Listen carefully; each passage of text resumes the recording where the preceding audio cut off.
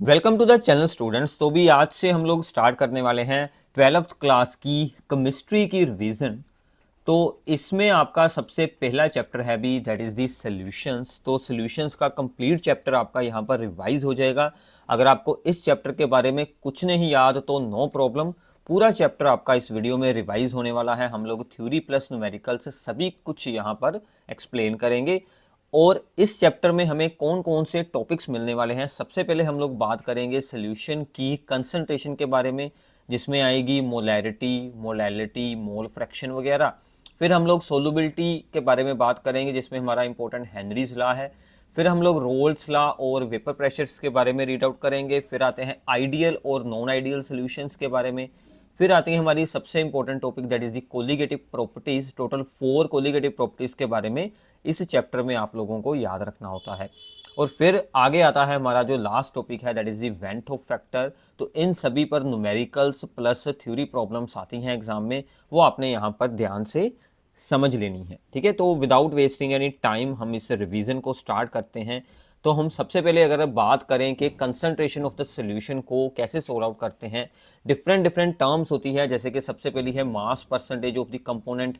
अगर सॉल्यूशन में हमने सल्यूट प्लस सोलवेंट ऐड किया है तो जिस भी कंपोनेंट का आपने मास परसेंटेज सोल्व करना है उसका मास ऊपर रखिए, divided by the total mass of the solution into हमने कर देना है यहाँ पर 100। तो यहाँ से आप लोग मास परसेंटेज ऑफ किसी भी कंपोनेंट की सोल्व कर सकते हैं।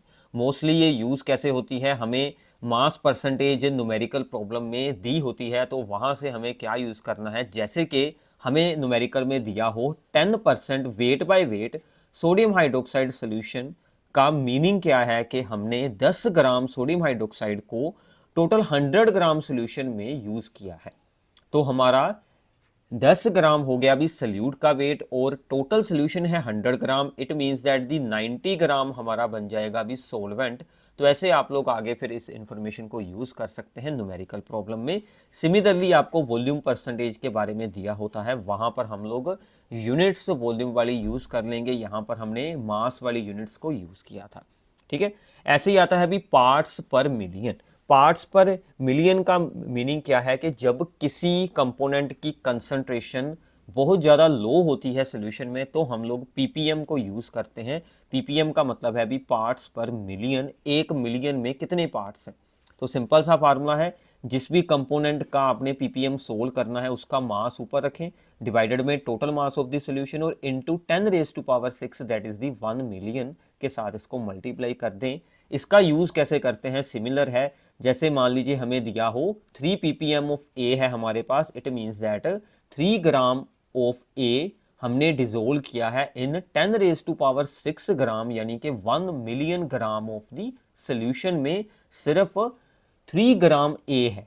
ठीक है, तो हमारा सल्यूट काफ़ी लो कंसंट्रेशन में है, तब हम लोग पीपीएम को यूज़ करते हैं। इतना क्लियर हो गया। इसके बाद आती है अभी मोलैरिटी। तो मोलैरिटी क्या चीज़ है, अभी मोलैरिटी का फार्मूला होता है number of moles of the solute divided by volume of the solution. ठीक है, अगर वॉल्यूम हमारी ml में है तो हम लोग ऊपर 1000 से मल्टीप्लाई कर लेंगे। अब ये जो मोल्स ऑफ द सल्यूट है इसका फार्मूला क्या है, अभी मोल्स ऑफ द सल्यूट का फार्मूला होता है given mass of the solute divided by the molar mass of the salute. तो हम लोग पूरे चैप्टर में गिवन मास को डिनोट करेंगे बाय द W और मोलर मास को डिनोट करेंगे बाय द M।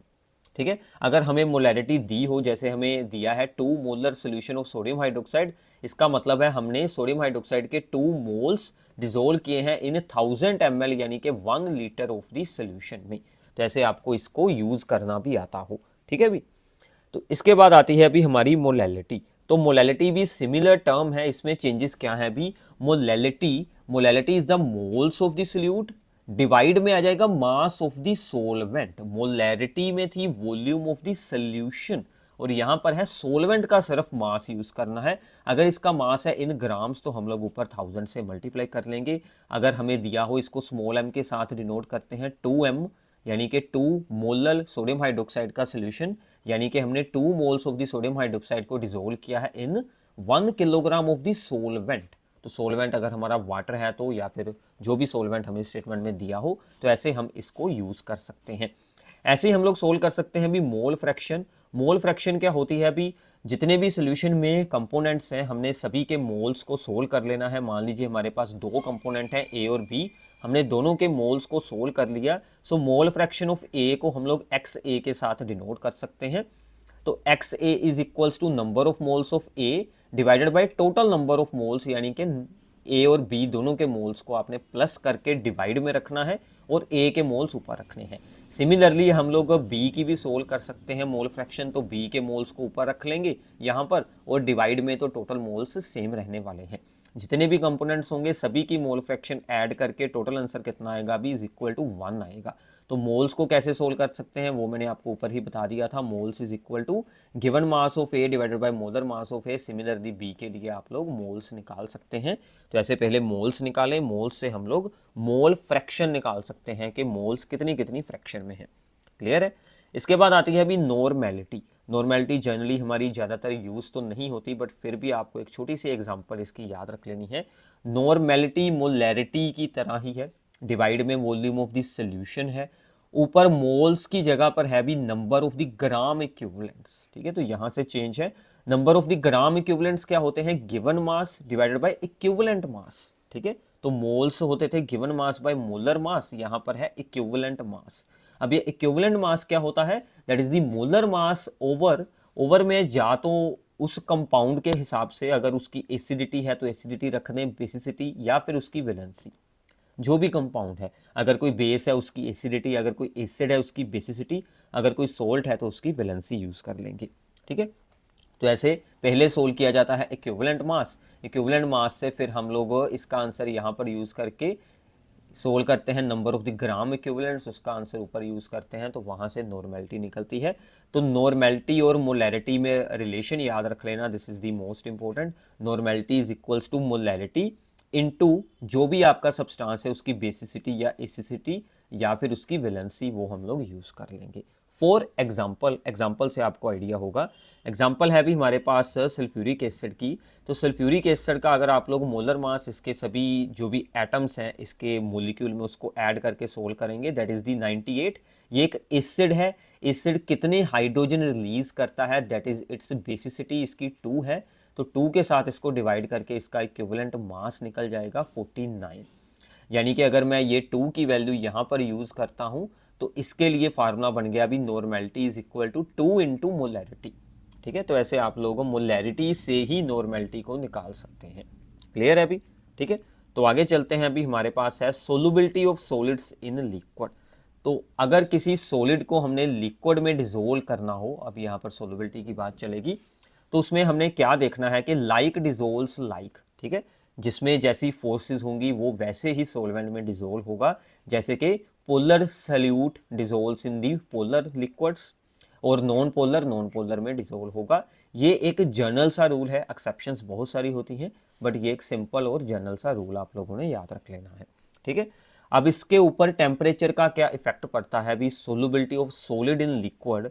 अगर हम लोग टेम्परेचर को इंक्रीज करते हैं, टेम्परेचर अगर हम लोग इंक्रीज करते हैं, ठीक है, तो जनरली उसके साथ सोलुबिलिटी सॉलिड्स की इंक्रीज हो जाती है।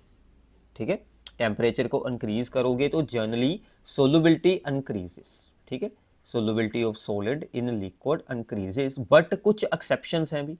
एक्सेप्शंस कौन सी हैं, जैसे कि लिथियम सल्फेट है, सीरियम सल्फेट है, इनकी सोलुबिलिटी डिक्रीज होती है। ठीक है, इनकी जो सोलुबिलिटी है वो यहाँ पर डिक्रीज होती है विद इंक्रीज इन टेम्परेचर। तो ये कुछ एक्सेप्शंस आप लोग याद रख सकते हैं। कुछ सोल्ट ऐसे होते हैं जिनकी सोलुबिलिटी पहले तो इंक्रीज होगी, पहले ऐसे ऊपर को जाएगा ग्राफ और फिर ग्राफ आपका नीचे को आ जाएगा। ठीक है, तो इनकी सोलुबिलिटी पहले इंक्रीज हुई फिर डिक्रीज हुई। जिस टेम्परेचर पर ऐसा कुछ चेंज शो हो रहा है that is known as the transition temperature. ठीक है, तो इसकी एग्जांपल है अभी हमारी सोडियम सल्फेट डॉट 10H2O, उसमें पहले इंक्रीज होगी फिर डिक्रीज हो जाएगी सोलुबिलिटी। ठीक है, इतना क्लियर है। इसके बाद आती है, ये थी सॉलिड की लिक्विड में सोलुबिलिटी, जैसे आप लोग शुगर डिसोल्व करते हैं वाटर में, सॉल्ट डिसोल्व करते हैं। अब आती है गैस की सोलुबिलिटी इन लिक्विड, जैसे हम लोग कोल्ड ड्रिंक्स वगैरह यूज़ करते हैं, ठीक है, सोडा वाटर वगैरह यूज़ करते हैं, उसमें लिक्विड में गैस डिसोल्व की होती है। उसके ऊपर कौन सा लॉ अप्लाई होता है, that is the Henry's law. Henry's law से पहले इफेक्ट ऑफ द टेम्परेचर को देख लें। टेम्परेचर इंक्रीज करेंगे तो गैस की सोलबिलिटी इन लिक्विड डिक्रीज हो जाएगी, ये आप लोगों ने जनरली देखा है। इसीलिए सोडा वाटर या सोडा वाली कोई भी आपकी ड्रिंक होती है उन सभी को कूल किया जाता है, ठीक है। उनको हम लो टेम्परेचर पर रखते हैं ताकि गैस उसमें डिजोल्व रहे। उसको अगर हम लोग हाई टेम्परेचर पर रखेंगे तो गैस की सोलबिलिटी डिक्रीज होगी, गैस उसमें से बाहर निकल जाएगी। अब प्रेशर का क्या रोल होता है भी, तो जितना ज़्यादा प्रेशर होगा उतनी ज़्यादा गैस लिक्विड में डिजोल्व होगी, सिंपल सा रूल है। So partial pressure of the gas in vapour phase is proportional to the mole fraction of the gas in solution. तो हमने मोल फ्रैक्शन की टर्म्स में इसका एक रूल बना लिया है कि गैस का पार्शियल प्रेशर जितना हाई होगा उतनी ही ज़्यादा उसकी मोल फ्रैक्शन, ठीक है ना, सोल्यूशन में रहने वाली है, उतनी ज़्यादा वो डिजोल्व होगी। So P is proportional to X, तो प्रोपोर्शनैलिटी हटा के हमने यहाँ पर एक कांस्टेंट लगाया, that is the K H into X. तो partial pressure of the gas in the vapour phase is equal to K H into X. K H is the Henry's law constant, तो ये भी आप लोगों ने याद रखना है। इसके बारे में बहुत ही इंपॉर्टेंट ये 2 पॉइंट्स अभी एग्जाम में बहुत बार पूछे जा रहे हैं एमसीक्यू की फॉर्म में।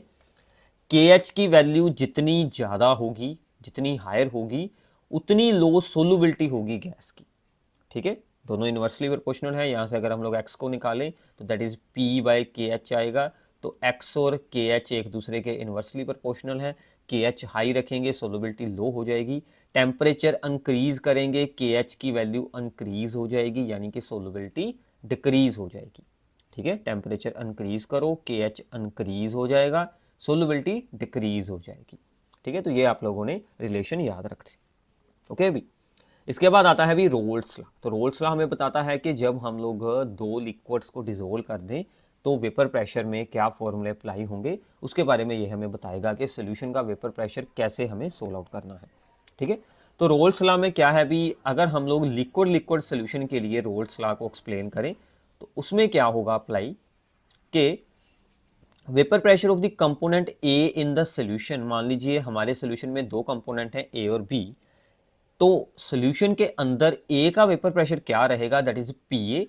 पीए is proportional to its mole fraction. तो पीए यानी कि किसी भी कंपोनेंट का वेपर प्रेशर उसकी मोल फ्रैक्शन के प्रोपोर्शनल रहता है, ये उसका मेन रोल्स लॉ की स्टेटमेंट है। तो पीए इज इक्वल्स टू प्रोपोर्शनैलिटी हटा के हमने क्या लगा लिया, पीए नोड इंटू एक्स से। अब ये पीए नोड क्या है भी, P A naught is the vapour pressure of the pure component A. जब ओनली ए होगा हमारे पास, उसका प्योर का कितना वेपर प्रेशर था, वो है पीए नोड।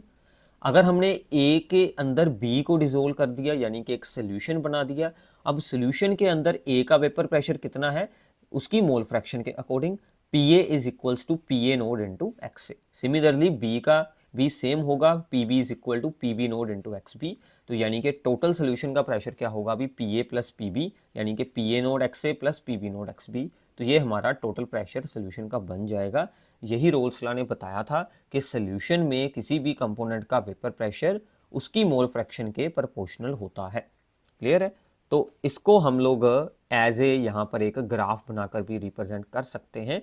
तो यहाँ से स्टार्ट होता है भी हमारा ए, तो यहाँ पर पहले था प्योर ए, तो ए का ए का यहाँ से भी प्रेशर डिक्रीज होना शुरू हो गया, ठीक है। और बी था इस साइड में 0 मोल फ्रैक्शन थी, जैसे जैसे बी ऐड होता गया उसका यहाँ से वेपर प्रेशर इंक्रीज होता गया, और दोनों को ऐड करके हमें टोटल प्रेशर की ये वाली कर्व यहाँ से मिल जाती है, ठीक है। तो इस तरफ ओनली बी का प्रेशर है, इस तरफ ओनली ए का प्रेशर है। तो ऐसे आप लोग उनकी मोल फ्रैक्शन के अकॉर्डिंग इस ग्राफ को रिप्रेजेंट कर सकते हैं। इतना क्लियर है अभी, ठीक है। तो फिर आता है कि अगर हम लोग सोल्यूशन में नॉन वोलेटाइल सोल्यूट ऐड कर दें, तो नॉन वोलेटाइल सोल्यूट क्या होता है भी, जिसका खुद का कोई वेपर ना बनता हो। यानी कि अगर हमने नॉन वोलेटाइल सोल्यूट ऐड किया है, मान लीजिए हम उसको बी के साथ डिनोट करते हैं, तो उसका खुद का कोई प्रेशर नहीं है, because it is non volatile, उसके वेपर्स ही नहीं बनते। जैसे शुगर हो गई, सॉल्ट हो गए, अगर हम इनको लिक्विड में डिजोल्व करते हैं तो ये सभी नॉन वोलेटाइल हैं, तो ये लिक्विड का वेपर प्रेशर डिक्रीज कर देते हैं, क्योंकि उनके खुद के तो कोई वेपर्स बनते नहीं, तो वो जो लिक्विड है उसकी मोल फ्रैक्शन को भी डिक्रीज करके उसके वेपर प्रेशर को डिक्रीज कर देते हैं। तो फिर total vapour pressure of the solution क्या बनेगा अभी, ओनली पीए रह जाएगा, क्योंकि पीबी तो 0 है, तो वो क्या बनेगा, P A naught into X A. So in case of non volatile solute total pressure of the solution is equal to the pressure of the component A only, यानी कि solvent only, which is equals to the P A naught into X A. ठीक है, तो ये Raoult's law ही है, but for the solid liquid solution है। मैंने रोल्ट लॉ की यहाँ पर डेफिनेशन को स्किप किया है, वो आप लोग बुक से रीड कर लेना। सिंपल यही है कि vapour pressure of any component in this solution is proportional to its mole fraction. ठीक है, इतना क्लियर है। चलो अब देखो भी दो तरह के सोल्यूशंस होते हैं, आइडियल और नॉन आइडियल। ठीक है, आइडियल सोल्यूशन वो है भी जो रोल्स लॉ को यहाँ पर ओबे करते हैं, और नॉन आइडियल वो है जो रोल्स लॉ को ना ओबे करें। तो आइडियल सोल्यूशन में हीट एक्सचेंज ऑन मिक्सिंग भी ज़ीरो रहेगा। ठीक है, और वॉल्यूम एक्सचेंज ऑन मिक्सिंग भी हमारा ज़ीरो रहेगा। और नॉन आइडियल में heat exchange on mixing non zero, यानी कि या तो हीट एब्जॉर्ब होगी या फिर हीट रिलीज होगी, और वॉल्यूम भी या तो इंक्रीज होगी या फिर डिक्रीज होगी। तो इसमें रोल्ट लॉ ओबे होता है, तो फॉर्मूला भी रोल्ट लॉ के अकॉर्डिंग एग्जैक्ट आंसर हमें मिलने वाले हैं। बट इसमें रोल्ट लॉ की तरह पी ए नोट एक्स ए के पी ए इक्वल नहीं आएगा, कुछ अलग वैल्यू शो करेगा। सिमिलरली बी के साथ भी हो सकता है। ठीक है, तो इसके एग्जांपल्स क्या है भी, आइडियल की बेंजीन एंड टोलुइन, यानी वो दो लिक्विड्स जिनमें एक जैसी फोर्सेस हों, अगर हम उनको डिसोल्व करते हैं तो वो आइडियल सोल्यूशन बनता है। ठीक है, यानी कि दो ऑर्गेनिक हमने यूज़ कर लिए, जैसे यहाँ पर है बेंजीन एंड टोलुइन। ठीक है, तो नॉन आइडियल सोल्यूशन के आगे दो पार्ट हो सकते हैं। एक वो है भी जो पॉजिटिव डेविएशन शो करें। अब देखो पॉजिटिव डेविएशन मीनिंग दैट के वो एक्सपेक्टेड रोल्स लॉ के फार्मूले से आंसर हायर देंगे। ठीक है, ज़्यादा आंसर आएंगे, पीबी का आंसर पीबी नोट एक्सपी से हायर होगा। ये क्यों होता है, क्योंकि जब हम ए और बी को डिसोल्व करते हैं, ए और बी के बीच की इंट्रैक्शंस जो वो वीक होती हैं, जो ए और बी में पहले से इंट्रैक्शन थी, यानी कि जो हमारी पहले से इंट्रैक्शन है ए और बी की अपनी फोर्सेस हैं वो स्ट्रॉन्ग है, जो ए और बी आपस में न्यू फोर्स बना रहे हैं वो वीक है। वीक होने के कारण जो है वो मॉलिक्यूल्स इजीली एस्केप कर जाते हैं, जिसके कारण वेपर प्रेशर इंक्रीज हो जाते हैं और सोल्यूशन पॉजिटिव डेविएशन को रिप्रेजेंट करता है। ठीक है, इसकी एग्जांपल है भी इथाइल अल्कोहल एंड साइक्लोहेक्सेन। वो दो लिक्विड्स यूज़ करें जिनमें आपस में कोई फोर्सेस ना बनती हों, वो एक दूसरे की फोर्सेस को वीक करते हों। यहाँ पर साइक्लोहेक्सेन अल्कोहल के हाइड्रोजन बॉन्ड्स को वीक कर देता है, और या फिर इथाइल अल्कोहल एंड वाटर, ये भी एग्जांपल है। इसमें हीट चेंज और वॉल्यूम चेंज दोनों ही पॉजिटिव रहेंगे, यानी कि हीट जो है वो जो चेंज इन एंथैल्पी भी हमारा पॉजिटिव रहेगा और चेंज इन वॉल्यूम भी हमारा पॉजिटिव रहेगा। ठीक है भी, फिर आते हैं नेगेटिव डेविएशन सोल्यूशन। इसके just opposite, pressure expected value से लो आएंगे। लो क्यों आएंगे, क्योंकि न्यू इंट्रैक्शंस स्ट्रॉन्ग बन चुकी हैं। ठीक है ना, पहले वाली इंट्रैक्शन से न्यू इंट्रैक्शन स्ट्रॉन्ग है। तो इसका मतलब इसकी एग्जांपल है एसीटोन एंड क्लोरोफॉर्म या फिर वाटर एंड नाइट्रिक एसिड, जिनमें कोई न्यू फोर्सेज बनती हों, न्यू स्ट्रॉन्ग फोर्सेज बनती हों, तो हीट एक्सचेंज भी लेस देन जीरो है और वॉल्यूम भी लेस देन जीरो है, वॉल्यूम भी थोड़ी सी डिक्रीज हो जाएगी। ठीक है, तो अब देखो जो पॉजिटिव डेविएशन वाले सोल्यूशंस हैं वो बनाएंगे भी यहाँ पर मिनिमम बॉइलिंग एजियोट्रोप्स। ठीक है, एग्जांपल सेम यूज़ कर लेना। जो पॉजिटिव डेविएशन वाले हैं वो क्या बनाएंगे, मिनिमम बॉइलिंग एजियोट्रोप, उनका बॉइलिंग पॉइंट एक्सपेक्टेड वैल्यू से लो हो जाएगा। और जो है नेगेटिव डेविएशन वाले सोल्यूशन वो बनाएंगे मैक्सिमम बॉइलिंग एजियोट्रोप, उनका बॉइलिंग पॉइंट इंक्रीज हो जाएगा। ठीक है, एजियोट्रोप क्या होते हैं, solutions which boil at a constant temperature and can distil unchange in the composition. मतलब वो सोल्यूशन जो एक कांस्टेंट टेम्परेचर पर आकर अपनी कॉम्पोजिशन को चेंज ना होने दें, बट वो बॉयल होते रहें, ऐसे मिक्सचर्स को बोलते हैं एजियोट्रोप्स। तो दो तरह के हैं, मैंने आपको एक्सप्लेन कर दिया है। एग्जाम्पल्स ऊपर से आप लोगों ने रीड कर लेनी है, वही इनकी एग्जाम्पल्स होंगी। बहुत बार एग्जाम में ये एग्जाम्पल्स पूछी जाती हैं। क्लियर है, अच्छे से इसको रट लेना भी। तो आगे आ जाती हैं अभी हमारी कोलिगेटिव प्रॉपर्टीज। तो क्या होती हैं कोलिगेटिव प्रॉपर्टीज, वो सभी सोल्यूशन की properties which depends only upon the number of the solute particles and not on the nature. आपको सोल्यूट पार्टिकल्स के नंबर, यानी कि उसके कितने मोल्स ऐड किए गए हैं, कितने पार्टिकल्स हैं, उसकी कंसंट्रेशन क्या है, उसके अकॉर्डिंग चेंज होती है। कौन सा सोल्यूट है उस पर ये बिल्कुल नहीं डिपेंड करती। फॉर एग्जाम्पल कौन कौन सी हमारे पास कोलिगेटिव प्रॉपर्टीज है, relative lowering in vapour pressure, हमने ऑलरेडी रीड किया है कि नॉन वोलेटाइल सोल्यूशन का वेपर प्रेशर डिक्रीज कर देता है। कितना डिक्रीज करता है वो हमें यहाँ से पता चलता है। प्योर कंपोनेंट का वेपर प्रेशर माइनस सोल्यूशन का vapour pressure, this is the lowering in vapour pressure. Divided by pure component का vapour pressure, so this whole term is known as relative lowering in vapour pressure. ठीक है, तो lowering in vapour pressure था ये ऊपर वाली term. ठीक है, ये ऊपर वाली टर्म क्या थी भी, लोअरिंग इन वेपर प्रेशर। जब उसको ओरिजिनल वैल्यू से डिवाइड कर दिया गया, so it becomes the relative lowering in vapour pressure which is only equals to the mole fraction of the solute B के साथ हम लोग सल्यूट को रिप्रेजेंट करते हैं। तो कौन सा सल्यूट है इसका कोई मतलब नहीं है, उसकी मोल फ्रैक्शन कितनी है सिर्फ उससे हमें मतलब है। ठीक है, तो ये आप लोग फॉर्मूला यूज़ कर सकते हैं। अगर हम लोग यहाँ पर मोल फ्रैक्शन का फॉर्मूला अप्लाई कर दें कि number of moles of B over number of moles of A plus B, उसको सोल्विंग करने के बाद, अप्रोक्सीमेशन करने के बाद हम यहाँ से जो सल्यूट का मोलर मास भी सोल्व कर सकते हैं।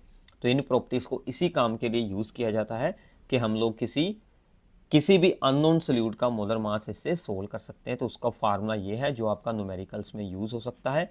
अगर ये फार्मूला ना भी याद हो तो आप ये बेसिक जो आप हमारा जो मेन फार्मूला है वो याद रख लें, उसी से हम लोग आगे सोल्व कर सकते हैं। क्लियर है अभी? चलो तो आगे चलते हैं। सेकंड है भी colligative property, that is elevation in boiling point. जब हम लोग सोल्यूशन में नॉन वोलेटाइल सल्यूट को ऐड कर दें तो उसका बॉइलिंग पॉइंट इंक्रीज हो जाता है। फॉर एग्जांपल, अगर मैं वाटर में किसी सॉल्ट या शुगर को डिसोल्व कर दूं तो वाटर का बॉइलिंग पॉइंट 100 डिग्री से अबव होगा, 102, 103, 104 डिग्री अमाउंट के अकॉर्डिंग वो इंक्रीज हो जाएगा। तो इसको बोलते हैं elevation in boiling point, boiling point का इंक्रीज हो जाना। कितनी एलिवेशन होती है, that is the delta TB is known as the elevation in boiling point which is equals to the boiling point of the solution, that is the TB minus TB note, that is the boiling point of the solvent.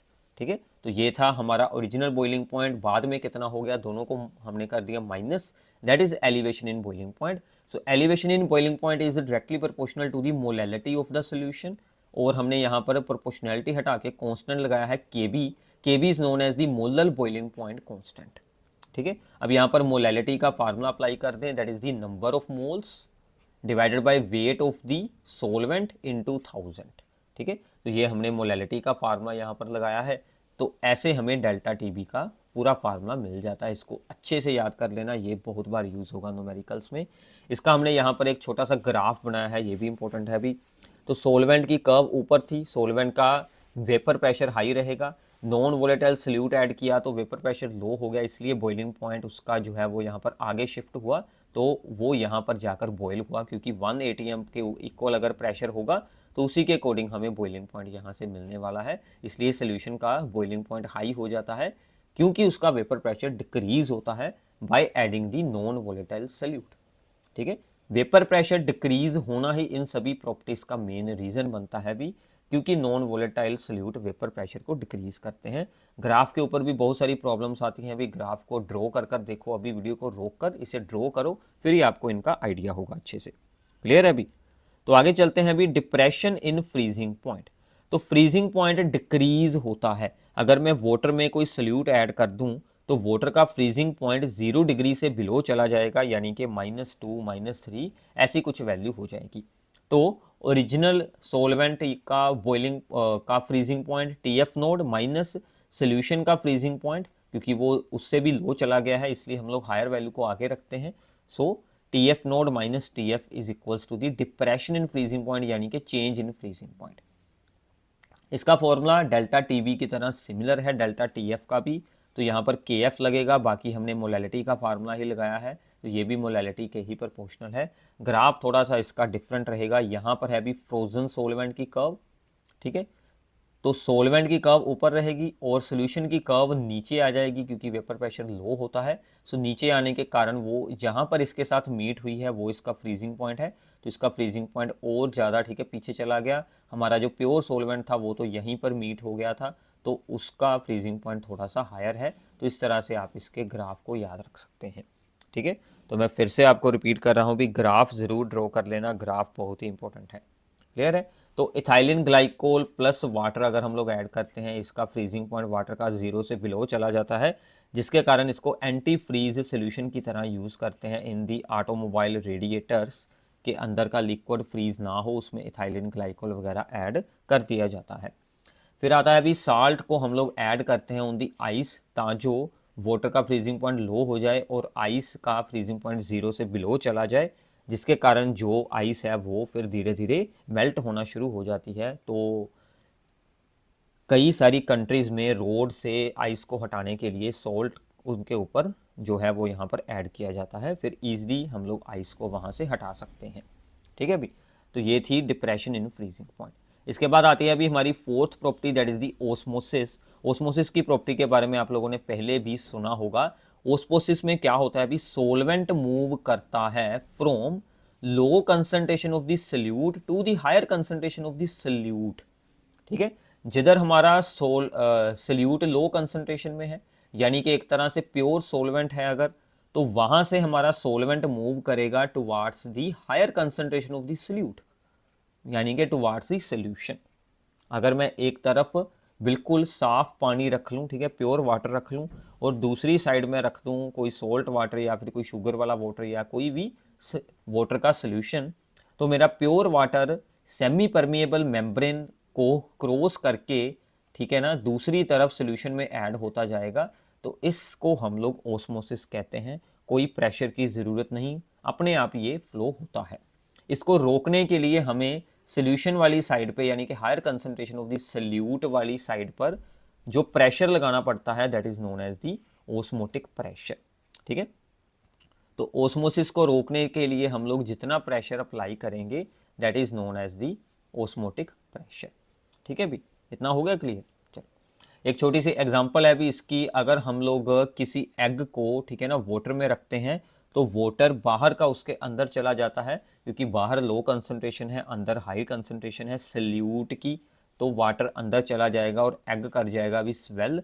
अगर हम egg को salt water में रख दें, तो egg का जो liquid है वो बाहर निकल आएगा, तो एग हमारा श्रिंक हो जाएगा, ठीक है, छोटा हो जाएगा, क्योंकि अंदर लो कंसंट्रेशन है, बाहर हायर कंसंट्रेशन थी, ठीक है, सल्यूट की।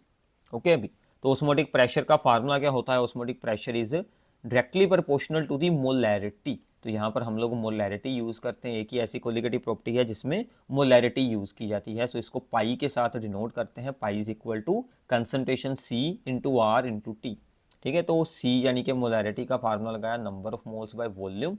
वॉल्यूम है हमारी इन लीटर, अगर ml में हुई तो 1000 से मल्टीप्लाई कर लेना, ठीक है, ऊपर यहाँ पर, तो या फिर वॉल्यूम के यूनिट पहले ही आप लोगों ने चेंज करके यूज़ करने हैं। टी हमारा टेम्परेचर इन केल्विन है, और आर की दो वैल्यूज़ होती हैं अभी मेनली, ये भी याद रख लेना।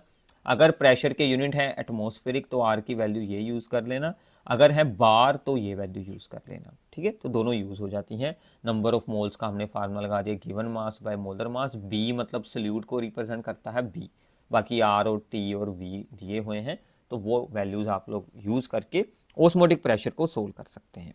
इतना क्लियर है? ठीक है, तो फिर आता है भी सोल्यूशन में कुछ ओस्मोसिस के साथ रिलेटेड कुछ टर्म्स हैं। दो सॉल्यूशंस का अगर ओस्मोटिक प्रेशर एक जैसा हो, सिमिलर हो, सेम हो, then these solutions are called the isotonic solution. ठीक है, अगर किसी सॉल्यूशन का मोर ओस्मोटिक प्रेशर है, then it is called hypertonic. Hyper हो गया वो, अगर जिसका लो है उसको बोलते हैं हाइपोटोनिक। ठीक है, तो सलाइन वाटर जो कि 0.91% वेट बाय वॉल्यूम होता है भी, सोडियम क्लोराइड का सोल्यूशन इन वाटर, इसको माना जाता है कि it is isotonic with the fluids in the RBC, इसलिए इंजेक्शन वगैरह में इसको यूज़ कर लेते हैं सलाइन वाटर को, because it is isotonic with the fluid inside the RBC. RBC को हम लोग हाइपोटोनिक सोल्यूशन में रखते हैं, यानी कि बाहर का ऑस्मोटिक प्रेशर लो है, लो कंसंट्रेशन वाला है, तो वाटर आरबीसी के अंदर चला जाएगा, तो वो स्वेल हो जाएगा। अगर बाहर वाला हाई रख देंगे तो आरबीसी का फ्लूइड बाहर निकल जाएगा, तो वो श्रिंक हो जाएगा। दोनों ही केसेस हमारे लिए हार्मफुल हैं, इसीलिए हमें कंसंट्रेशन सेम रखनी पड़ती है, 0.91%। ठीक है, क्लियर है अभी? फिर आता है, अगर हम लोग ओस्मोसिस को रोकने के लिए जो हमने प्रेशर लगाया था, दैट इज़ दी पाई, अगर हम उससे ज़्यादा प्रेशर अप्लाई कर देंगे, ठीक है ना, सोल्यूशन साइड से, तो क्या होगा, यहाँ से सोलवेंट पास करके इस तरफ जाना शुरू हो जाएगा, यानी से सोल्यूशन में से सोलवेंट ओनली मूव कर सकता है, सल्यूट नहीं मूव करेगा, यानी कि ओनली वाटर मूव होकर दूसरी साइड जाना शुरू हो गया। ऐसे हम लोग वाटर को क्लीन कर सकते हैं, साफ कर सकते हैं। इस प्रोसेस को बोलते हैं रिवर्स ओस्मोसिस। आप लोगों ने नाम सुना होगा आरओ प्योरीफायर्स, तो आरओ का मतलब होता है रिवर्स ओस्मोसिस।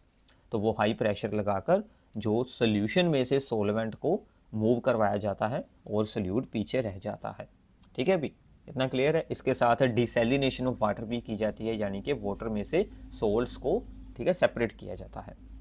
इसके बाद आ जाता है अभी हमारे पास that is osmotic pressure method, जो है वो बाकी सभी मेथड से अच्छा है अगर हमें कैलकुलेट करने हो molecular masses of the higher molecules, जैसे कि पॉलीमर्स या फिर जितने भी मैक्रो मोलिक्यूल्स हैं, अगर उनके ऊपर कोई एक्सपेरिमेंट है, हमें इसका मोलर मास निकालना है, तो हम लोग चारों कोलिगेटिव प्रॉपर्टीज में से ऑस्मोटिक प्रेशर को मेनली यूज करते हैं, बिकॉज इसका मैग्नीट्यूड लार्ज आएगा even for the dilute solution, और इसको हम लोग रूम टेम्परेचर पर ही सोल्व कर सकते हैं। इसको फ्रीज करने या बॉयल करने की ज़रूरत नहीं है सोल्यूशन को, सिंपली रूम टेम्परेचर पर इसकी सोल्विंग हो जाती है। और इसके फार्मूले में मोलैरिटी यूज़ होती है, ठीक है, वॉल्यूम यूज़ होती है। वॉल्यूम को सोल्व कर पाना ईजी है experimentally than so as compare to mass, इसीलिए ऑस्मोटिक प्रेशर की प्रॉपर्टी को ज़्यादातर यूज़ किया जाता है, ठीक है। मोलैरिटी जो है अभी उसके फार्मूले में आती है वॉल्यूम, तो वो चेंज हो जाती है विद टेम्परेचर, बट मोलैरिटी नहीं चेंज होती क्योंकि उसके सारे फार्मूले में मास आते हैं, तो मास टेम्परेचर के साथ बिल्कुल नहीं चेंज होगा। क्लियर है अभी, ठीक है। तो आगे चलते हैं अभी, वेंट होफ फैक्टर है हमारे पास, ठीक है। तो वेंट होफ फैक्टर क्या है अभी, व्हेन देयर इज ए डेसोसिएशन और एसोसिएशन ऑफ दिस सल्यूट, या तो सल्यूट ब्रेक होकर आयंस बना ले, या फिर दो सल्यूट के मोलिक्यूल, तीन उसके मोलिक्यूल आपस में जुड़कर एक मोलिक्यूल बना लें, एसोसिएशन कर लें, तो उस केस में नंबर ऑफ पार्टिकल्स चेंज हो जाते हैं, ठीक है। तो इसीलिए सभी observed value of the colligative properties या फिर मोलर मासेस जो हैं वो डिफरेंट होते हैं फ्रॉम एक्सपेक्टेड वैल्यूज, ठीक है। एक्सपेक्टेड हमने सोचा था कि जो फॉर्मूले के जो भी एटम्स हैं उसको ऐड करके हम लोग एक्सपेक्टेड मोलिकुलर मास सोल्व कर सकते हैं, बट फॉर्मूले से कुछ डिफरेंट आया निकल कर, क्योंकि अंदर तो एसोसिएशन और डेसोसिएशन होने के कारण number of the particles change हो गए। इस मास को जो एक्सपेक्टेड से अलग वैल्यू आती है, इनको बोलते हैं भी अबनॉर्मल मोलर मासेस। इनको क्या बोलते हैं, अबनॉर्मल मोलर मासेस, ठीक है। तो अबनॉर्मल मोलर मासेस को आपको एक्सप्लेन करना आता हो कि जब सोल्यूशन में एसोसिएशन या फिर डेसोसिएशन हो, उस वक्त जो भी मोलिकुलर मासेस ऑब्जर्व किए जाते हैं, that is known as the abnormal molar masses, ठीक है। अब देखो डेसोसिएशन कैसे होती है, जैसे सोडियम क्लोराइड है, इसका हमने एक मोलिक्यूल ऐड किया, एक मोल ऐड किया, उसके आयंस में ब्रेक होकर दो मोल्स बन गए। अब सभी कोलिगेटिव प्रॉपर्टीज तो 2 टाइम्स बन जाएंगी, क्योंकि इसके अंदर सल्यूट के नंबर ऑफ पार्टिकल्स 2 टाइम्स हो चुके हैं, ठीक है। अगर हमने ऐड किया अभी यहाँ पर एस्टिक एसिड वगैरह इन बेंजीन ऐड किया, तो उसके 2 मोल्स आपस में ऐड होकर 1 मोल बन जाएंगे, यानी कि एसोसिएट हो गए, यानी कि नंबर ऑफ मोल्स हाफ रह गए। तो सभी कोलिगेटिव प्रॉपर्टीज की जो ऑब्जर्व्ड वैल्यूज हैं वो भी हाफ हो जाएंगी। क्लियर है अभी। तो इसी चीज़ को ठीक करने के लिए, ताकि हमारी जो ऑब्जर्व्ड वैल्यूज़ हैं, एक्सपेरिमेंटल वैल्यूज़ हैं, और जो हमारी कैलकुलेटेड वैल्यूज़ हैं वो दोनों सेम आए, तो हमने इंट्रोड्यूस की है भी term i. So i is known as the van't Hoff factor. So this is the van't Hoff factor i, which is equals to the observed value of the colligative property divided by the calculated value of the colligative property। observed value वो होती है जो आपने experiment किया और आपने experimentally solve की है, कैलकुलेटेड वैल्यू या फिर थ्योरेटिकल वैल्यू जो आपने थ्योरी के फार्मूले से सोल्व की है, ठीक है। तो ये दोनों वैल्यूज अलग अलग होती हैं अगर एसोसिएशन और डेसोसिएशन हुई हो। इसको बोल देते हैं इनके रेशियो को वेंट होफ फैक्टर, ठीक है। इसको मोलर मास में भी रिप्रेजेंट कर सकते हैं, फिर यहाँ पर ऑपोजिट हो जाएगा, तो ऑब्जर्व्ड मोलर मास नीचे रखेंगे और नॉर्मल या फिर कैलकुलेटेड मोलर मास ऊपर रखेंगे, ठीक है, क्योंकि मोलर मास कोलिगेटिव प्रॉपर्टी के इन्वर्सली प्रोपोर्शनल है, इसलिए कोलिगेटिव प्रॉपर्टी से फार्मूला रिवर्स हो जाएगा। क्लियर है। अगर हुई हो डेसोसिएशन तो नंबर ऑफ पार्टिकल्स इंक्रीज हो जाते हैं। Observed colligative properties experimentally higher result देती हैं, तो इसका मतलब आई की वैल्यू वो क्या हो जाएगी भी ग्रेटर देन 1। अगर हुई हो एसोसिएशन तो ऑपोजिट होगा। अब देखो आई की अगर आ गई वैल्यू ग्रेटर देन 1, तो हम अल्फा सोल्व कर सकते हैं, which is known as the degree of dissociation. कितना मोलिक्यूल्स का पार्ट जो है वो ब्रेक हो चुका है, टोटल में से कितने % के आयंस बन चुके हैं, उसको बोलते हैं डिग्री ऑफ डेसोसिएशन। इसका फार्मूला याद रखना भी I-1/m-1।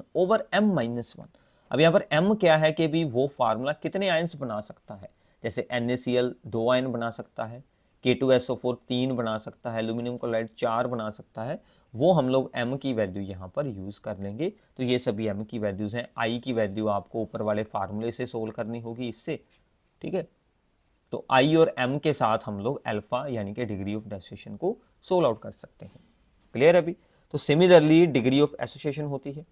एसोसिएशन के केस में क्या होगा कि नंबर ऑफ पार्टिकल्स डिक्रीज कर जाएंगे, जिसके कारण कोलिगेटिव प्रॉपर्टी की एक्सपेरिमेंटल ऑब्जर्व्ड वैल्यूज भी डिक्रीज हो जाएंगी। तो आई की वैल्यू हमारी लेस देन आएगी 1। तो अगर एन मोलिक्यूल्स आपस में एसोसिएट होकर एक बन रहे हैं, ठीक है, जैसे कि एसिटिक एसिड में 2 मोलिक्यूल अटैच होकर एक बन गए थे, तो एन की वैल्यू 2 ले ली। मोस्टली आपको 2 वाली एग्जाम्पल ही दी जाती है। तो इसका फार्मूला क्या है अभी? अल्फा का degree of association i-1 over 1 by n-1। वहां पर था m-1, यहां पर है 1 बाय n-1। तो n की वैल्यू क्या है अभी?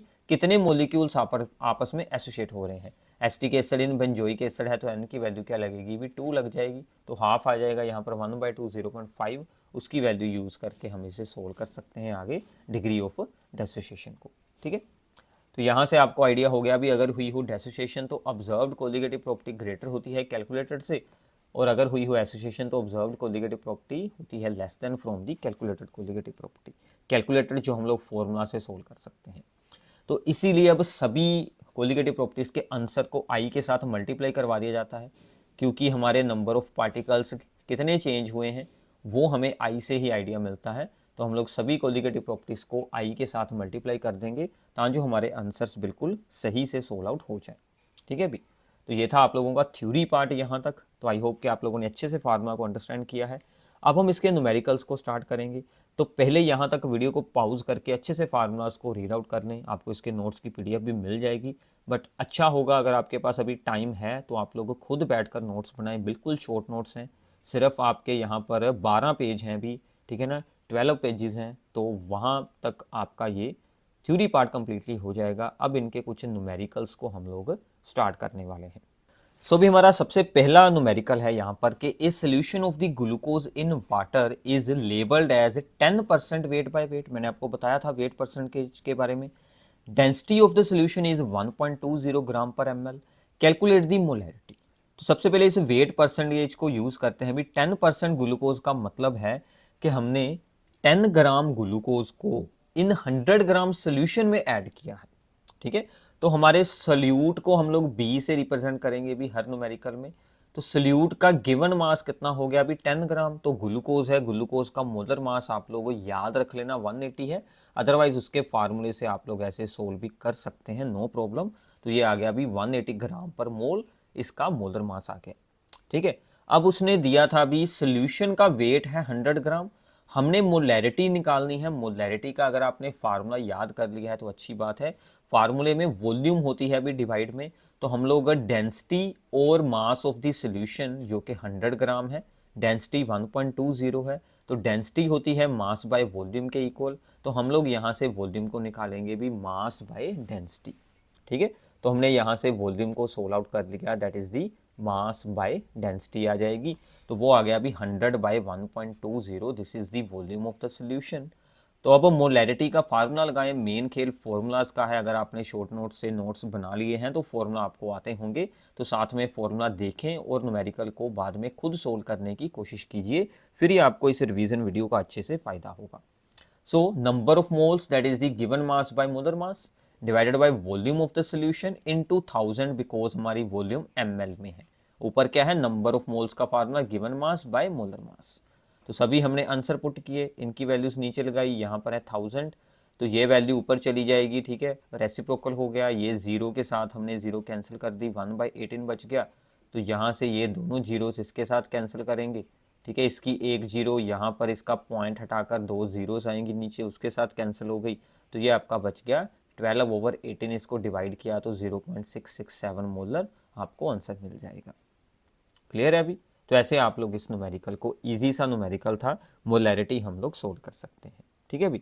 तो आगे चलते हैं। Vapour pressure of the pure water at certain temperature is this one. This is the vapour pressure of the pure water. ठीक है, तो ये हमारे प्योर वाटर का वेपर प्रेशर है। ठीक है, तो vapour pressure of the pure water हमारे पास दिया हुआ है। This is the PA naught. ठीक है, 0.1 mole of the non volatile non electrolyte solute is dissolved in 100 gram of water. हमने इतने मोल सल्यूट के ऐड किए हैं, सो this is the number of moles of the solute. ठीक है, किसमें ऐड किए हैं, 100 ग्राम वाटर, यानी कि वाटर हो गया हमारा सोलवेंट, सो वाटर का गिवन वेट हो गया 100, तो उसका मोलर मास कितना होता है अभी 18। इन दोनों को डिवाइड करके हमने वाटर के मोल्स निकाल दिए जो कि 5.55 आ गए। क्लियर है। Calculate the resultant vapour pressure of the solution, हमने रोल्स लॉ रीड किया था। Vapour pressure of the solution जब हमने नॉन वोलेटाइल सोल्यूट ऐड किया हो, that is the P A naught into X A. ठीक है, तो हमारा वेपर प्रेशर में यूज होना है एक्स ए, इसलिए हमने मोल फ्रैक्शन ऑफ ए का फार्मूला अप्लाई किया, number of moles of A divided by number of moles of A plus B. A plus B के मोल्स यूज करेंगे, ऊपर ए के मोल्स हैं, इसको डिवाइड करें। ठीक है, पॉइंट जीरोज दोनों की आपस में सोल्व हो गई। ठीक है, दो दो जीरोज आएंगी, इन दोनों को हमने 5 पर कैंसिल किया तो 1 तो 111 और 113 आ गया। इसको डिवाइड करेंगे तो 0.982। आपने at least up to 3 decimal places solve करना है।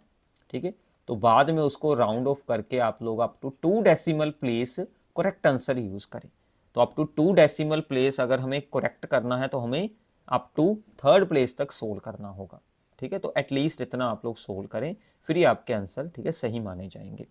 ओके, अभी तो फिर हमने सोल्व कर दिया अभी हमारा vapour pressure of the solution, that is P A is equal to P A naught into X A. P A naught की वैल्यू हमें स्टेटमेंट में दी हुई थी 23.80 और एक्स ए की वैल्यू हमने खुद निकाली है 0.982। इन दोनों को मल्टीप्लाई किया तो हमें M M of H G में आंसर मिल गया। अगर आपको बेसिक फार्मूला आता है तो आप लोगों को खुद सोच सकते हैं कि हमें क्या अप्लाई करना है, फिर कुछ नहीं यहाँ पर डिफिकल्ट रहता। ठीक है, आगे एक और न्यूमेरिकल है अभी ऐसा ही। In non volatile solute X है, ठीक है, उसका मोलर मास हमें दिया गया है 50 है। When dissolved in 78 gram of benzene, तो ये हो गया हमारे सोलवेंट का वेट। It's vapour pressure reduced to 90%। ठीक है, तो वेपर प्रेशर जो भी था बाद में 90% रह गया। Calculate the mass of X dissolved in the solution, हमने एक्स का कितना मास ऐड किया है। अब देखो इन्फॉर्मेशन पहले हम लोग देखते हैं। सल्यूट का मोलर मास दिया है, सल्यूट का वेट हमें सोल्व करना है, ये वाली वैल्यू, और सोलवेंट ए है हमारा, दोनों चीज़ें दी हैं। फार्मूले से मैंने उसका मोलर मास निकाल लिया 78, गिवन मास भी उसका 78 है, तो हमारे सोलवेंट के मोल्स आगे भी 78/78, दैट इज़ दी 1, और बी के मोल्स हमें सोल्व करने होंगे, वो आगे W/50। अब अज्यूम करना है भी, जब भी परसेंटेज की बात आ जाए तो आपने अज्यूम कर देना है। लेट प्योर का प्रेशर था भी 100 पी ए नोट, और बाद में चेंज होकर कितना बच गया, दैट इज दी 90%, यानी कि 90 बच गया। अब यहाँ पर हम लोग फार्मूला लगाएंगे भी relative lowering in vapour pressure. ठीक है, अब देखो roles law, relative lowering in vapour pressure actual में एक ही टॉपिक है। जब हम लोग लिक्विड में नॉन वोलेटाइल सॉल्यूट ऐड करते हैं तो वो रोल्स लॉ और relative lowering in vapour pressure सारा टॉपिक एक बन जाता है। तो आप लोग किसी भी फार्मूला से स्टार्ट करें, आपको आंसर मिल जाएगा। ठीक है, तो हमने यहाँ पर अप्लाई किया P A node minus P A over P A naught की वैल्यूज़ को, वो आगे 100 माइनस 90/100, तो ये बच गया अभी 1/10। So this is the X B, यानी कि मोल फ्रैक्शन ऑफ बी का आंसर हमारे पास आ गया 1/10। इतना क्लियर है।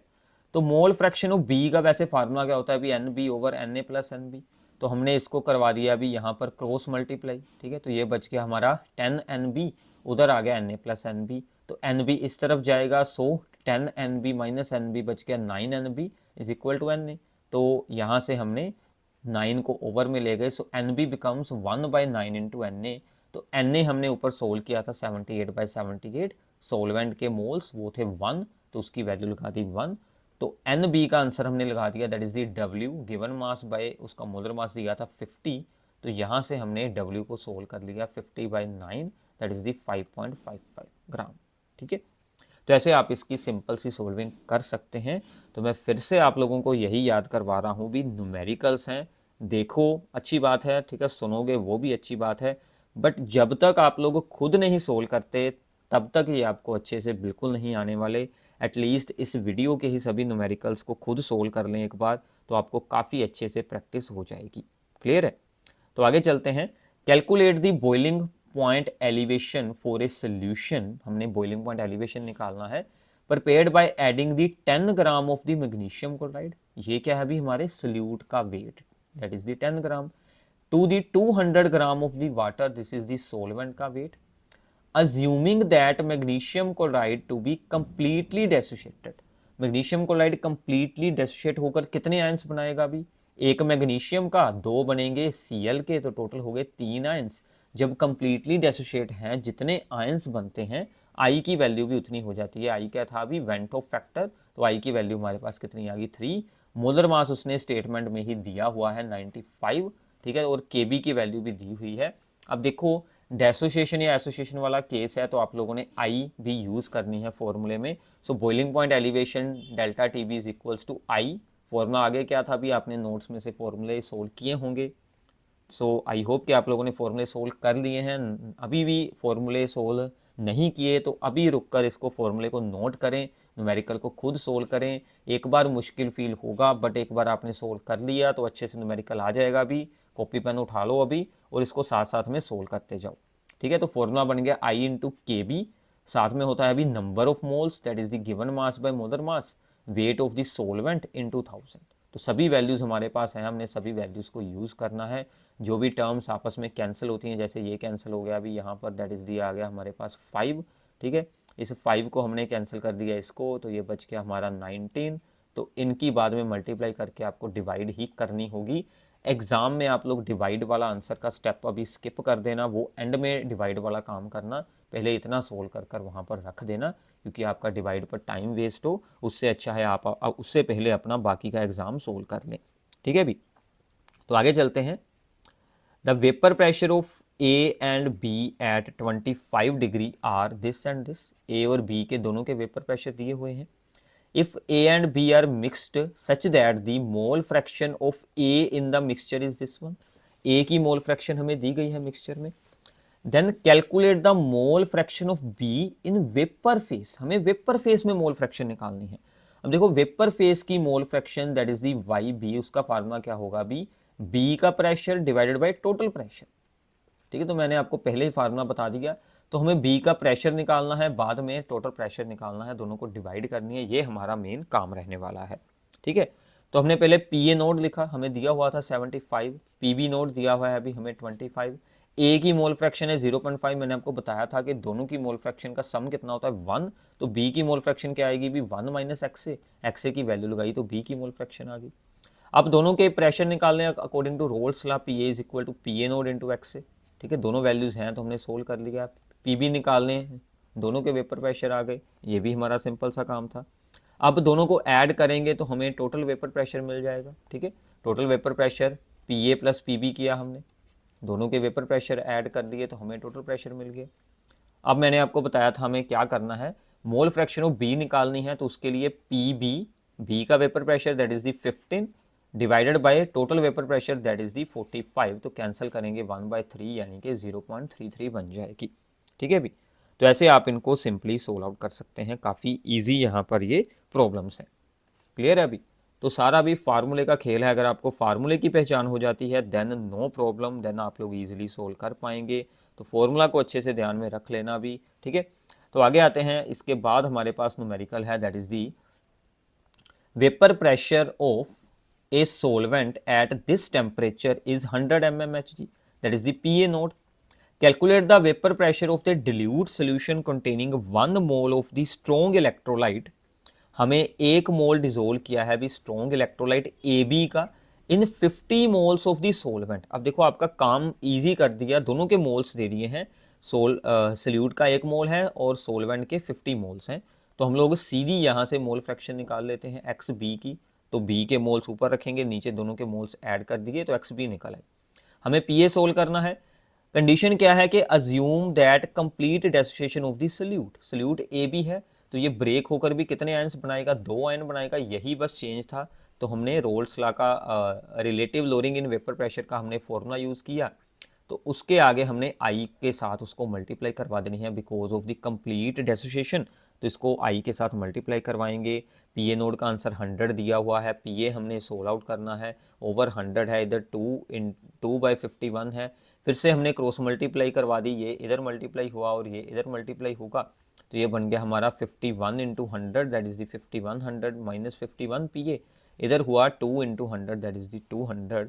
तो ये 200 5100 से माइनस हो जाएगा, तो ये 51 बाद में डिवाइड में जाकर हमें आंसर दे देगा 96.078, ठीक है। तो आगे तो सिंपल कैलकुलेशन है।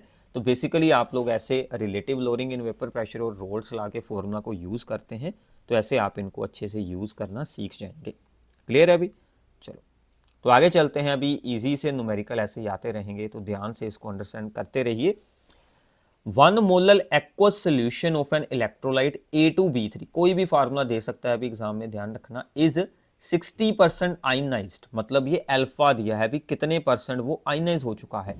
तो हमें अल्फा की वैल्यू दी है 60%, दैट इज दी 0.60, उसको 100 के साथ डिवाइड कर दें अगर, तो जो फॉर्मूला दिया है A2B3, तो हमने यहाँ पर क्रिस क्रॉस मेथड से ए के ऊपर चार्ज जाएगा अभी हमारा, ये है 3 पॉजिटिव, बी के ऊपर आएगा 2 नेगेटिव, तो ए बनेंगे 2 आयंस और बी के बनेंगे 3 आयंस, टोटल बन गए हमारे पास 5 आयंस। तो एम की वैल्यू यानी कि वो कितने आयन बनाता है, दैट इज दी 5, और ये अल्फा की वैल्यू हमें पहले आई सोल्व कर लेना है। जब अल्फा की बात आती है तो आई यानी कि वेंटो फैक्टर भी फिर काम में आता है। तो आई को सोल्व करने के लिए हमने डिग्री ऑफ डेसिएशन का फार्मूला मैंने आपको नोट्स में बताया था, i-1/m-1, तो m का आंसर है 5, वो हमने यूज कर लिया, i-1/4 बन गया, ये 4 जाकर अल्फा के साथ मल्टीप्लाई हो गया, तो i-1 is equal to 4 alpha, cross multiply की गई है तो 1 जाकर ऐड हो जाएगा दूसरी तरफ, 1 + 4 अल्फा, अल्फा की वैल्यू पुट किया आप लोगों ने, सोल्व किया तो आंसर आ गया 3.40। ठीक है, तो ये आई की वैल्यू है। अब हमें सोल्व क्या करना है, भी calculate the boiling point of the solution. Solution का बॉइलिंग पॉइंट सोल्व करना है तो पहले हम लोग एलिवेशन इन बॉइलिंग पॉइंट निकालेंगे। सो Kb इंटू मोलैलिटी इंटू आई, तो मोलैलिटी इस बार स्टेटमेंट में दी हुई है, that is the 1 molal solution. ठीक है, 1 मोलल उसने कहा है, तो मोलैलिटी कितनी बन गई, भी 1 बन गई। तो हमने सीधी बस वैल्यूज यूज की, आई की वैल्यू हमने खुद सोल्व की है, Kb की वैल्यू भी स्टेटमेंट में दी हुई है, तो सभी को मल्टीप्लाई किया तो ये आ गया एलिवेशन इन बॉइलिंग पॉइंट, इतना बॉइलिंग पॉइंट इंक्रीज हुआ है। अब देखो वैसे बॉइलिंग पॉइंट होता है 100 डिग्री, तो 100 में इसको ऐड कर देंगे तो हमें बॉइलिंग पॉइंट मिल गया न्यू सोल्यूशन का। ठीक है भी, क्लियर है? तो बिल्कुल सिंपल सी बात है, आप लोगों ने ध्यान रखना है, अगर डेसोसिएशन एसोसिएशन हुई है तो उसके अकॉर्डिंग पहले आई को सोल्व करें तो और उसकी वैल्यू को स्टेटमेंट में यूज किया जाए, यही आपका भी यहाँ पर मेन काम रहने वाला है। ठीक है भी, तो आगे चलते हैं। A solution of the phenol was obtained by dissolving this kilogram of the phenol in 1 kilogram of the benzene। अब देखो ये है हमारा solute, that is the phenol, kilogram में उसका वेट है, इसको ग्राम में चेंज कर लेना, इसको 1000 से मल्टीप्लाई किया तो ये ऑलरेडी 2 जीरोज इसकी डिवाइड में थी, तो वो सोल्व होकर कितना बच गया, अभी 20 ग्राम। इसका मोलर मास, फिनोल का फार्मूला आप लोगों ने, अब तो ऑर्गेनिक में आता है अभी फिनोल बहुत बार, तो बेंजीन के साथ OH लगा होता है, तो बेंजीन का एक हाइड्रोजन हमने हटाकर OH लगा दिया, तो उसका मोलर मास है 94। ठीक है, और बेंजीन जो है वो हमारा यहाँ पर सोलवेंट है, उसका वेट दिया है 1 kg यानी कि 1000 ग्राम। ठीक है, और अल्फा क्या दिया है, experimentally it was found to be 73% associated. अब एसोसिएशन हुई है, कोई बात नहीं, सेम करेंगे, तो 73% है यानी कि 0.73 आ गया। अब एसोसिएशन हुई है तो हमें depression in freezing point solve करना है।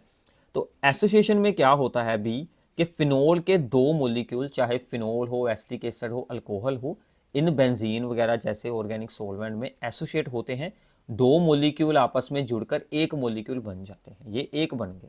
ठीक है, इसका मतलब N की वैल्यू हमारे पास 2 आ गई, यानी कि 2 मोलिक्यूल्स आपस में एसोसिएट हो रहे हैं। तो एसोसिएशन के केस में अल्फा का फार्मूला क्या था अभी, i-1/1/n-1, ये मैंने आपको नोट्स में बताया हुआ है। ठीक है भी, तो इसमें आप लोगों ने आंसर फिल करने हैं, i-1/1/2-1, तो सारी वैल्यूज को यूज करके ये बन गया, ये उधर जाकर मल्टीप्लाई होगा विद दी अल्फा, तो यहाँ से ये इक्वेशन बनी, ये 1 उधर जाकर ऐड हो गया, हमने अल्फा की वैल्यू लगाई तो सोल्व करके हमें 0.635 मिल गया।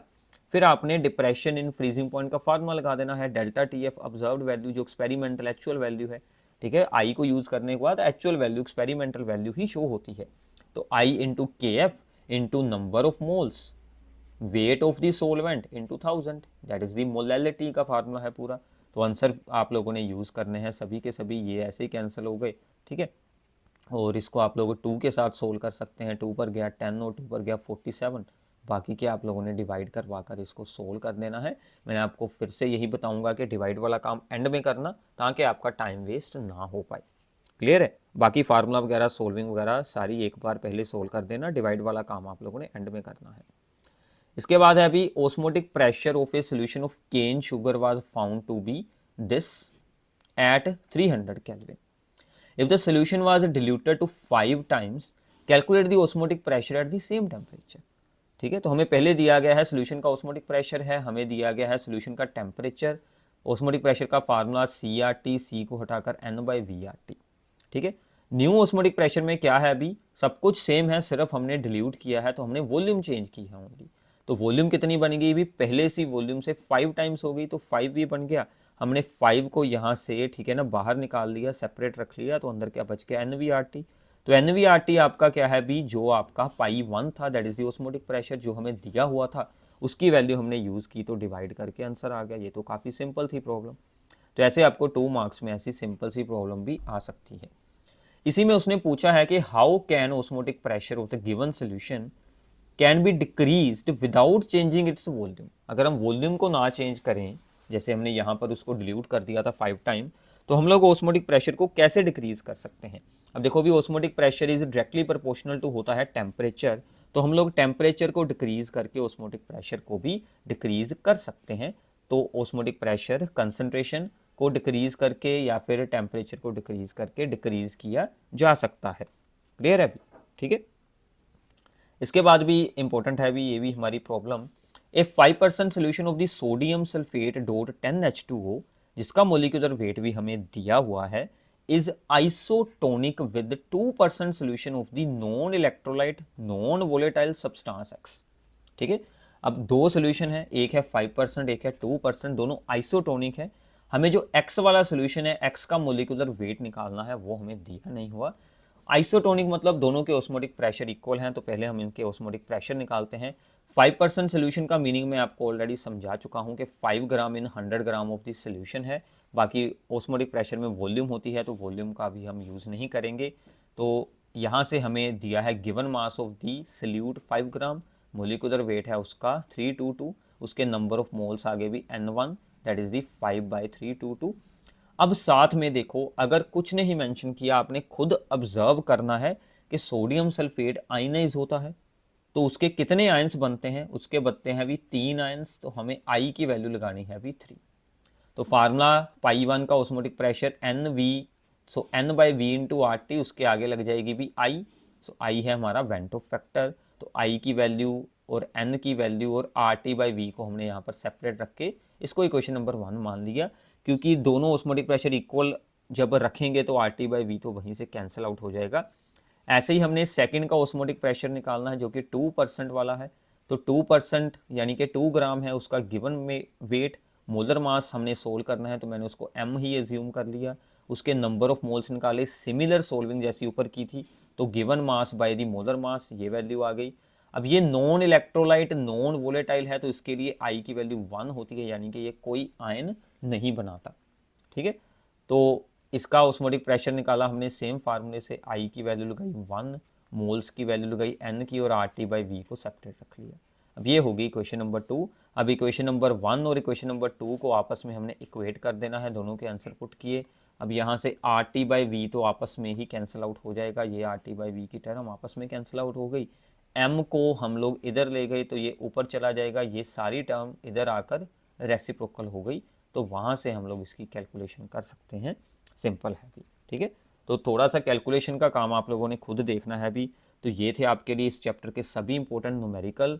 एक न्यूमेरिकल आपके लिए और है भी, इसकी स्टेटमेंट मैं आपको स्क्रीन पर शो कर देता हूँ। सिमिलर हम ऑलरेडी सोल्व कर चुके हैं, इसको प्लीज़ खुद सोल्व कीजिए भी। देखो इसकी स्टेटमेंट, यह इसका आंसर है।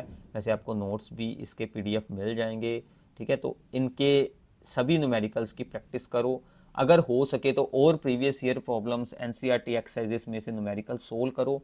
अगर आपके पास टाइम की अभी शॉर्टेज है तो इतना काम ज़रूर कर लेना, इसमें से कुछ मत स्किप करना, आपका पेपर में आने वाली प्रॉब्लम्स अच्छे से अटैम्प्ट हो जाएगी। बाकी आपकी अंडरस्टैंडिंग के ऊपर डिपेंड करता है कि आप इसको कितना अच्छे से यहाँ पर समझ लेते हैं, ठीक है अभी। So thanks for watching this video. ये हमारी सीरीज़ में आपको सभी चैप्टर्स की ऐसी क्विक रिवीजन मिलेगी, तो सभी important numericals with short notes आपको मिलने वाले हैं। तो चैनल को अपने सभी दोस्तों के साथ शेयर कर देना भी, उनका भी फ़ायदा हो जाएगा और हमें भी इसके साथ मोटिवेशन मिलती रहेगी। Thanks for watching this video.